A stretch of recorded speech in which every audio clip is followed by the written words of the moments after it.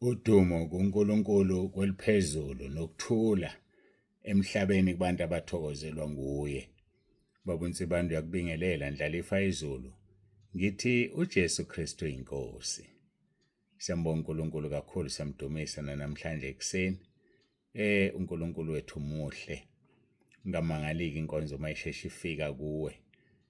Ngibalekela ukuthi bese ngiyakhohlwa ngoba kune board meeting engiyakuyona namhlanje.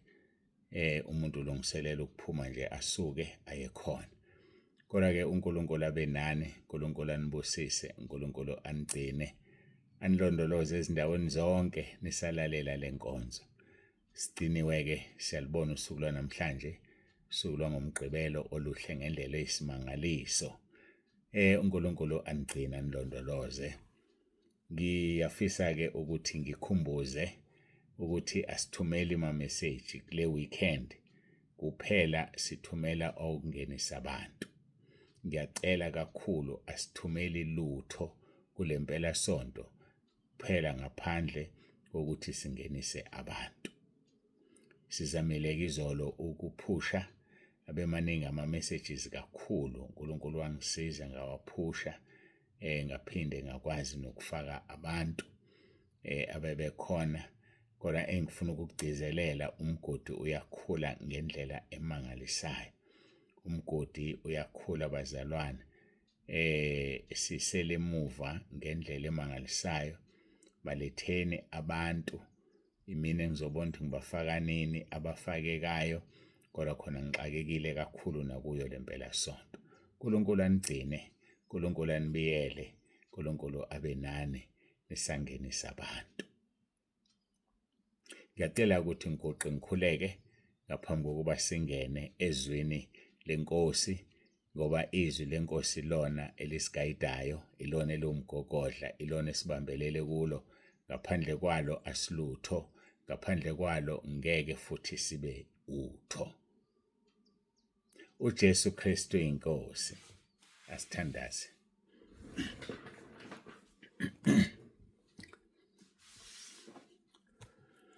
Baba olungileyo, Baba ongcwele, uNkulunkulu nomusa, sisondela kuwe ngalomzuzu. Siyabonga usigcina nokusilondoloza ubusuku bonke kuze kube manje sibone lolu suku. Sigcineke indleleni eziningi ezihlukeneyo ezizohanjwa abantwana bakho, siginqela kuwe. Njengoba ushilo kwiZakha 16 verse 3, umsebenzi wethu kuba wena uqinise amasu. Yiba kanye nathi-ke ngomoya wakho ingcwele kule nkonzo, ukhulume uzambule.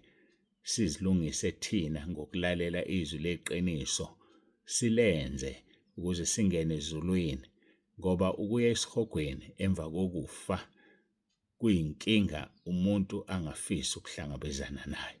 Sisize Nkosi, sinakisise nezinto ezincane. Ukunganaki kudala ukuthi umuntu enze isono esomgcinisa esihogweni. Sisize Nkosi, sikwazi ukuqaphela kakhulu yonke imithetho yasekhaya lezwi, ngoba uma singayiqapheli sizothi sisahambisana kanti abantu sebehamba eceleni kwendlela. Ngiyacela Nkosi ubazwele, ngiyacela Nkosi ubakhanyisele ngomoya wakho ingcwele. Siza Nkosi nalabo abacasha ngokuthi badala bona, abasakwazi ukwenza izinto ngoba umuntu omdala uyangena esihogweni, umuntu omdala uyangena ezulwini. Basize bangacashi ngobudala, beyeke ukuqaphela izinto okufanele baziqaphele. Ngiyacela uNkulunkulu wami ukuba singalahlekelwa umuntu naye noyedwa kwabakhona ekhaya lezwi. Kodwa ngeke sisho lutho-ke ngoba usifundisile ukuthi ukukholwa akusikhona kwabantu bonke. Bakhona bazophuma bahambe ngoba bebengebona abakithi, bazophuma egruphini ngoba bebengazange babe abakithi, futhi abezwe ukuthi sithini ngoba bangabezwe bona. uNkulunkulu wami wabafela esiphambanweni ngendodana yakho uJesu Kristu.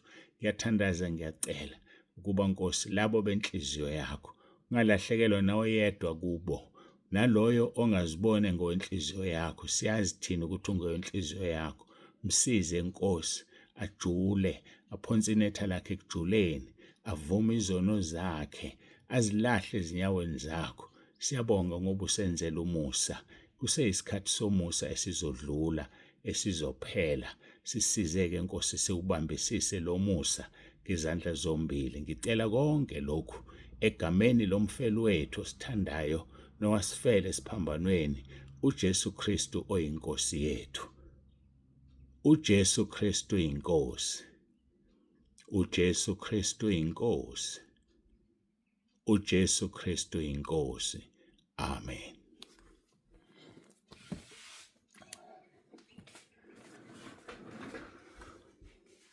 Siyambonga uNkulunkulu wethu kakhulu, siyamdumisa. Ngihlala njalo uma ngiqeda ukuthi amen, ngiyazi ukuthi abanye bathi amen. Noma ngabe usho kanjani akusho lutho.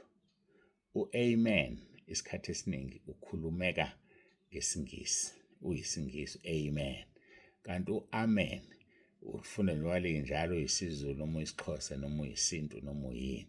So ke isho okuthandayo, ngiyazi ukuthi kugcina kwenzeka silandele umholi noma senze into esho umholi. Kodwa ngiyabakhulula nabathi amen akukho wrong. Mina ngiyamthanda amen ngoba ngikhuluma isiZulu njengoba ngikhuluma nje. Hayike niphile nonke emakhaya. Singena ke enkonzweni yethu yosuku lwanamhlanje Matthew chapter 5 uverse 9 sisekuyintshumayelo yasentabeni. Ngasho ngathi angazi sohlala isikhathi esingakanani, buka njengamanje sesihambe izinyanga sihlezi ku Matthew chapter 9 oyisekelo. Sisahlalelo nje kuyiqeda ichapter, siphinde siye kweyesithupha, siphinde siye kweyesikhombisa. Uma nje uJesu engakabuyi azolanda ibandla lakhe esasigcinile kulomhlaba. Noma ke mhlawumbe uzosilanda ngamunye ngamunye akalanda ibandla, asihlaleni silungile. Ubambisise izwi lakhe, hayi ukukhuluma kwabantu. Babusisiwe abalamulayo ngokuba bayakuthiwa abantwana bakaNkulunkulu. Sikhulumile kakhulu ngaleli vesi. Babusisiwe abalamulayo, hayi amashoshozela, hayi abambaxambili, hayi abakhuluma lokhu ngapha bakhulume lokhu ngapha, hayi abantu abaqhathayo. Abafuneka abantu abaqhathayo, abantu abanamanga, abantu abanolimi olubili, abantu abambaxambili, abantu abahlebayo, abantu abaxabanisa abantu, abantu abangayazi into okufanele bayikhulume nokungafanele bayikhulume. Esuka apha ekuhlebeni, uhlebelani mawuzazi ukuthi awunaso isifuba uzoxabanisa abantu. Maye kuwe oxabanisa abantu. Mhlawumbe usunesidumbu phansi ngenxa yokuxabanisa. Mhlawumbe kunesidumbu manje safa ngenxa yakho. Noma kunemishado yabhidlika ngenxa yakho. Ngoba wabaxabanisa abantu, wangena indaba zabantu. Singazi ukuthi kwakwenze njani. Iyahlupheka ke le ndoda manje. Inomfazi oyihluphayo. Wahamba umfazi wayengahluphi ngamanga akho, noma kwabe kwakuyiqiniso kodwa ngokuxabanisa kwakho. Iyahlupha ke manje le ndoda. Ihlupha lonkosikazi. Ngoba yahamba indoda eyayikade inomusa ngenxa yamanga akho. Yahlupheka manje le ndoda, lonkosikazi le ndoda ehluphayo. Wena wabahlanganisa ngalamanga akho, ngokuxova kwakho nokuxabanisa kwakho. Phuma ezindabeni zabantu. Uhlaleleni ngempela ezindabeni zabantu. Naleli abandla lahlukaniswa uwena ngamanga akho. Waxosha umfundisi wahamba engenze lutho. Lelo gazi liyofunwa kuwena. Lelo bandla elihlukene nabantu ababeyosizakala basasizakala ngenxa yakho. Lelo gazi labo lobuzwa kuwena. Ngoba wena umxovi. Wasala wena. Kodwa abantu bahambile, bacasukile, bahlakazekile, usele wena ebandleni. Noma ngabe usalanga wahamba nawe, kodwa wena imbangela yokuhlukana kwebandla. Wena umxovi, wena umxabanisi, wena umhlebi. Maye kuwe ngosuku lokugcina. Bekuyoba ngcono kuwe kuba uzalwanga kunento yokwehlela ngosuku lokugcina. Ngiyakusabela, kodwa ke umuntu kufanele mayise ubasile umlilo wakhe awothe. Wotheke umlilo wakho. Hayi uyowotha futhi esihogweni, cabanga usuwotha inguna phakathi.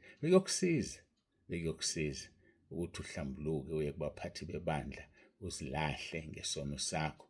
Uzama ukubathinta abazalwane la behlukene khona noma bengeke besabuya, uzilahle ngesono sakho. Angikhulumi-ke ngabantu abadla umnikelo ebandleni, kube kuyimali kubona bayazidla. Lokho ethi ngizoyikhokha, gcina engasayikhokhisa ibuhlungu. Isono leso phambi kaNkulunkulu. Udle imali enikeliwe, imali yenyembezi. Izifo zalaba bantu nenhlupheko zalaba bantu zihlezi phezu kwakho manje ngoba wadla imali yabo. Hambe uvuma isono sakho kubaphathi bebandla. Uvuma isono sakho ume phambi kwebandla uxolise. Wadla imali bekuthembile beyibeke kuwena. Ngeke ungene ezulwini ungakwenzanga lokho. Siyavuma izono bafowethu silungiselela ukuhlwithwa kanye nebandla. Sivuma izono bafowethu silungiselela indlela yethu ukuya ezulwini. Noma ngaba likazuhlwithwa manje noma ngabe hlwithwa nini, but the fact is lizohlwithwa. Kodwa futhi sizohamba ngamunye ngamunye lingakahlwithwa njengoba behambile nabanye. Uzofika uthini ezulwini? Ngake ngakhuluma ngomfundisi osesihogweni ngenxa ka-R50 womzalwane. 50, sungazusho ushayela u-R50. Ushe ney'phingi, ney'febe, nabathakathi, nabalozi, namadimoni owasazosho, ushe nosathane ngenxa yemali nje. Yini inkinga yakho ngempela? Vuma isono sakho uhlukane naso ukuze uthole umusa. Izaga 28:13, ovuma izono zakhe, ofihla iziphambeko zakhe, ngeke aphumelele, kodwa ozivumayo azishiye uzothola umusa. Vuma izono zakho uzishiye. Vuma, bhukha, ngikunikeza usuku lokuvuma izono. Qale phansi uzibhale kusukela eminyakeni yakhe ewu-4, bhala izono zakho uze uzofika kulesi sigaba. Ziningi ngendlela emangalisayo. iBhayibheli lithi othakana sono yazikhohlisa, neqiniso alikho kuye. Ziyavunywa izono, ungakhohlisa umuntu. Awuzivumi wedwa ekamelweni. Umthandazo wakho awufike ezulwini. Yikho uthandazelwa nje futhi kwawena ungasizakali. Ngoba imithandazo esiyithandazayo thina esidiliza udonga. Uma esefisa ukukusiza uNkulunkulu akakwazi ukukusiza. Funda u-Isaiah 59 uvesi 1 novesi 2 uzokutshela ukuthi yindaba uNkulunkulu engakusizi. Zithobe, vuma izono zakho. Asikhulekeli umuntu ongavumeli izono. Musuqala nje uthi ngikhulekelani ingane yami kuwukuthi, khulekeleni mina kuwukuthi, vuma izono. Musufuna izinto zikaNkulunkulu wena ungaphandle kombuso. Ngoba ngeke uzithole. Ngeke uzithole. Uma ungaphandle kombuso, wakwasho uJesu komunye wesifazane owayengaphandle kombuso efuna izinto zikaNkulunkulu. Wathi kuhle uthatha isinkwa sabantwana usiphonse ezinjaneni. Ngokwezulu uyinja uma ungaphandle kombuso kaNkulunkulu. Kwasho uJesu amagama akhe. Ngakho buye ungene embusweni kuqala ngaphambi kokuba ufune izinto zikaNkulunkulu. Uthi uJesu akukuhle uthatha isinkwa sabantwana usiphonse ezinjaneni. Obani abantwana? Abantwana bakaNkulunkulu. Laba abamamukelayo, abangazalwanga ngentando yendoda, ngentando yenyama, ngentando yegazi. Laba abazelwe uNkulunkulu. Ibona-ke abombuso kaNkulunkulu. Ibona labathi ningakhathazeki ngokuthi niyodlani niyophuzani, ngoba yena uyakwazi enikudingayo. Yilabo-ke abantwana akhuluma khona. Abangebona uthi funani kuqala umbuso kaNkulunkulu nokulunga kwakhe ukuze konke lokhu kunezelwe kini. Uhlupheka kangaka nje awufuni umbuso kaNkulunkulu nokulunga kwakhe. Mfuna uNkulunkulu esenokuthola. Mbize seseduze. Ulungise indlela yakho, umubi ashiye ububi bakhe nemicabango yakhe emibi. Uyokwenza ukuthethelelwa kwakho kube kukhulu. Mfune esenokuthola. Mbize seseduze. Ngoba siyeza isikhathi uzomfuna ungasamtholi. Uzombiza ungasamtholi. Udlala ngesikhathi. Uphuma uyangena ekhaya lezwi. Uyaphuma, udecide ukungena, usungenile uzodlala futhi. Yekani ukufaka ama-emoji. Ngiyanitshela nizosha esihogweni. Ama-emojis into yamadimoni. Yekani ukufaka ama-emojis. Nizosha esihogweni. Ngiyadabuka ngihlale ngisho ushe ney'febe, iy'phingi, abathakathi, ababulali, ungazange ukwenze lokho. Uzame wonke amandla ukuzigcina wahlulwa ama-emoji kuphela. Kuzokusiza ukulalela kusenethuba. Ngoba le ntshumayelo iyobuya kuso sesihogweni ungasezokwenza lutho. Ikuthormente, ikuzwisa ubuhlungu kakhulu. Usuyisola ukuthi angilalelanga ngani. Ngaphika ngobumnandi bomhlaba. Nakani okwaphezulu lapho uKristu ekhona. ninganaki okusemhlabeni, ngoba okusemhlabeni kuyadlula. Thina sibheke okungabonwayo, ngoba okungabonwayo kuyingunaphakade. Lokho okubonwayo kungokwesikhashana. Mina ngithi usizi lwesikhashana esinalo la emhlabeni lusebenzela isilinganiso esikhulu kakhulu senkazimulo ezokwambulwa kuthina. Izokwambulwa le nkazimulo. Khona abazokhala, khona abazoyisola, sebephonswa esihogweni, lapho kukhona ukukhala nokugedla kwamazinyo. Mntaka baba, ngiyakuncenga ngikuKristu, buyisana noNkulunkulu. Ngiyakuncenga ngikuKristu. Yebo uwile ngekubude bendlela, kodwa buya manje. Buya mntwana, buya. Siphelile isikhathi. Siphelile isikhathi. Inkosi yamakhosi izobuya noma yinini izolanda ibandla. Uzosala. Ngiyabadabukela abazosala lapho, ngoba bazofisa ukulandela ngegazi labo kungenzeki. Kufa kuzobe kususiwe. Uyoyiphonsa emotweni ehamba ulimala ungafi. Uyiphonsa ekujantshi kwesitimela ulimala ungafi. Ufuna ukulandela ibandla. Alilandelwa ngokufa, lilandelwa ngokuguquka, ngoba siyoguquka sonke ngokuphazima kweso. Kodwa siyobandulela abalele, yibona abalele abavuka kuqala bengena kubola, basilinde emafwini. Thina sisaphila uma sobe siphila bese siyaguqulwa. Hayi khona ngiyakutshela wena ubumnandi obubulapho. Inkosi yamakhosi isilindile emoyeni, siguqulwe, lisithathe ifu lisondeze kuyona. Awukuthandi lobo bumnandi? Abesengena nathi ekhaya ezulwini, bese kudliwa idili elikhulu. Kuyalungiswa njengamanje kulungiselwa ukudla, isidlo esikhulu senkosi. Ithe ngesikhathi service idlo senkosi yathi angeke uphinde ngiphuze kulesi sithelo somvini ngize ngisidle sinani, ngisengiyinani embusweni kaBaba. Kuyalungiswa, ayalungiswa amatafula ngoba sekuseduze kakhulu. Kodwa uthi uJesu naye usuka kalwazi nehora. Bese bemangalisa laba abakwaziyo, kodwa futhi sekubonakala ukuthi abazi. Ngikusho kaningi namanje ngiyasho, ibandla elime ngezambulo lidina esihogweni. Ibandla elime ngezwi, ngoba izwi, hayi izwi bafowethu, izwi liwujikelele, izwi liyikho konke. Kuthiwani ngezwi? 1 Peter chapter 1 siqala 22. Senihlambululile umphefumulo wenu ngokulalela iqiniso. Njengamanje usulilalelile iqiniso kule nkonzo kuze kube manje. Ngikutshela iqiniso mina. Ngikhothile ezweni amazwi amaningi. Senilalelile. Senihlambululile imphefumulo wenu ngokulalela iqiniso. Nize nithande abazalwane ngokungazenzisi. Thandanani ngokupheleleyo. Omunye nomunye ngenhliziyo. Uyabathanda nje abazalwane. Uma uzonda umzalwane wakho ngumbulali. Ukuzonda kungukubulala, lisho njalo iBhayibheli. Njengamanje senihlambululile imphefumulo yenu, okungukuthi useyakwazi ukurongo nakho nongekho wrong. So Izakha 28:13 ufihla iziphambeko zakhe ngeke aphumelele, kodwa ozivuma zishiye uzothola umusa. Kuzokusiza-ke ukuthi uqale phansi uvume izono zakho, ngoba izwi selikhulumile, selikuhlabile. Noma ungahamba ekhaya lezwi, uhamba nenxeba. Hamba ekhaya lezwi, kodwa uhamba nenxeba uyongikhumbula.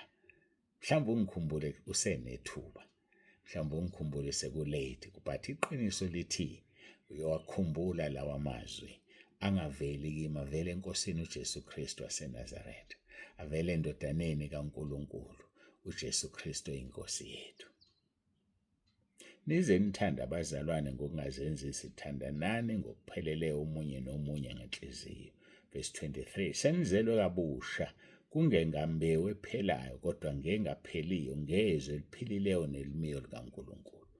Sizelwe ngezwi, siphila ngezwi, sibambe izwi. Asibambile imbono yabantu, asibambile ukuhlangana kwabantu nenkosi uJesu ngoba okwabo lokho. Nawe uma ufuna ukuhlangana nawe uzohlangana nawe, uma engafuni futhi ngeke ahlangane nawe, kodwa sihlangana naye ezweni lakhe, sihlezi kuye ezweni lakhe. uthi uJohn 15:7, hlalani kimi.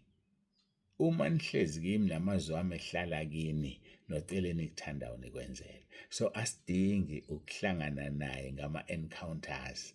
No. Thina sibambizwe, sibambe ukusho kwakhe. Ngoba bathi bahlangana naye kanti bahlangane noSathane ey'shintshile ezenze ingelosi yokuphila.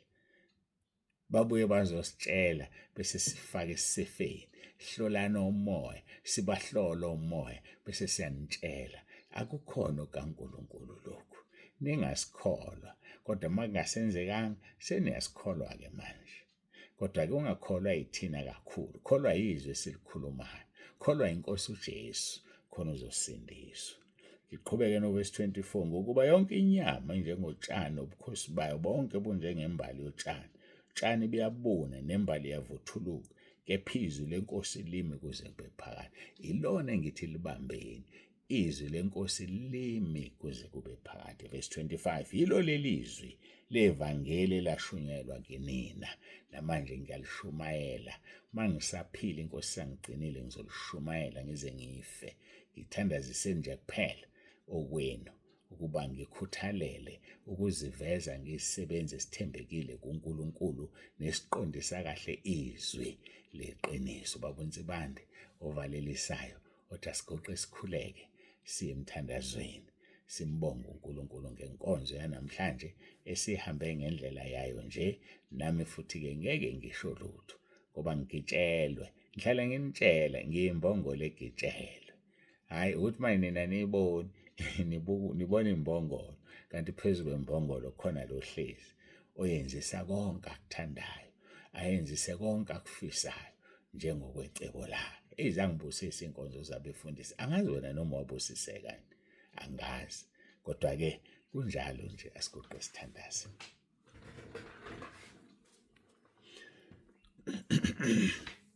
Baba ongcwele, Baba olungileyo, uNkulunkulu onomusa, siyayithoba phambi kobuso bakho. Siyabonga ngenkonzo, siyabonga ngakho konke Nkosi osokukhulumile usebenzisa lo mzimba. Kwangathi kungaba yilona loyo adlule kumuntu, adlule kubaba uNsibande, azi ukuthi ubani okhulumayo.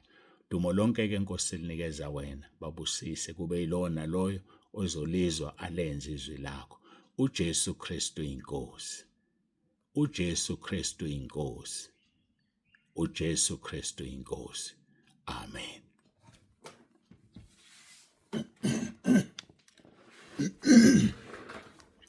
Ake bangcwele uNkulunkulu wethu, siyambonga, siyamdumisa kakhulu. Niphile nje. Siyanithanda kwaNsibande. Siyanithanda entabeni indlu kaJehova kuyabonelelwa. Siyanithanda ekhaya lezwi. Ubungengene wena ekhaya lezwi na? Usaleleni ungangena ekhaya lezwi, igroup leyo kaWhatsApp. Njengoba ngenza le nkonzo, iyangena egroupini abantu bangaphezu ka-10,300. Njengoba ngenza le nkonzo, iyangena ku-YouTube. Sesinama-viewers over 800,000 in 2 years. Ngakho-ke ungasali. Ikhona lento lo 800,000 oyibonayo. Usaleleni wena? Subscribe baba, subscribe. Ungayeki ukusubscribe ngiyacela. Khona ungezungena ezithombeni zabanqunu ku-YouTube. Izovela izireport inkonzo mayisifikile, uhlale phezukwayo. Subscribe, utshele nabanye ba-subscribe. Share le nkonzo, ishare le nkonzo. Idlulise, bayidinga abantu. Balidinga iqiniso abantu. Iqiniso-ke leli likhulunywa namhlanje. Iqiniso ebelikhulunywa izolo. Iqiniso eliyokhulunywa kusasa. Ma umoya wami noma umphefumulo wami ungakaphumi kulo mzimba, ngiyaqinisa phambi kwakho ngokudinwa inkosi, ngokukhuluma iqiniso lodwa elisezwini lenkosi. Ngiyabonga baba uNsibande, yavalelisa. Kumnandi namhlanje ukuba nawe, akuhlukaneki nawe. Indaba kungahlukaneki nawe, usale kahle. uJesu Kristu inkosi.